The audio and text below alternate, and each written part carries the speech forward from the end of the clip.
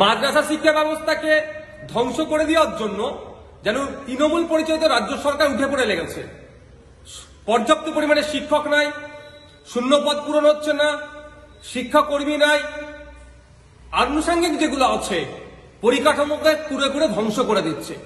এরপরে আমরা কি দেখছি, গত বছর নোটিফিকেশন ছিল 10ই ফেব্রুয়ারি থেকে আলিম ফাজিল হাই মাদ্রাসার মাধ্যমিকের এক্সাম আছে, আর আমরা দেখছি ফেব্রুয়ারি মাসের 4 থেকে 6 তারিখ অ্যানুয়াল স্পোর্টস হচ্ছে, আর রিপোর্টিং বলেছে 3 তারিখে করতে হবে।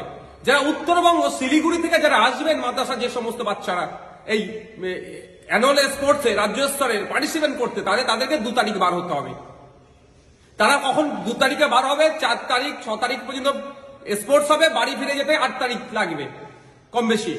আর তারা পরীক্ষা আবার তাদের কারো 10 তারিখ থেকে কারো মাধ্যমিক দেবে, কারো উচ্চ মাধ্যমিক দেবে। কারা এগুলো করে? কি পরিকল্পনা এতে আছে?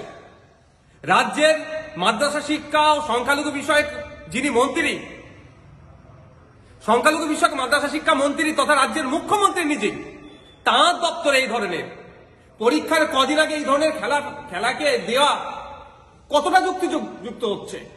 সুকৌশলে এদেরকে আরো ধ্বংসের দিকে ঠেলে দেওয়া হচ্ছে। এমনি শিক্ষা ব্যবস্থা মাদ্রাসাকে ধ্বংস করে দিয়েছে।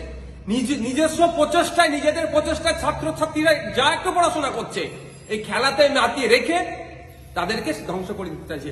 হয় অনেক ছাত্রছাত্রী খেলাতে পার্টিসিপেট করবে না, আর অন্যথায় যারা পার্টিসিপেট করবেন তারা প্রিপারেশনে এক্সামের ক্ষেত্রে তাদের সমস্যা হবে। আমি ধিক্কার নিন্দা জানাচ্ছি। অবিলম্বে সংখ্যালঘু বিষয়ক ও মাদ্রাসা শিক্ষামন্ত্রী তথা রাজ্যের মুখ্যমন্ত্রী মমতা ব্যানার্জির কাছে আমার অনুরোধ, এই ডেটকে পোস্টপোন করা হোক।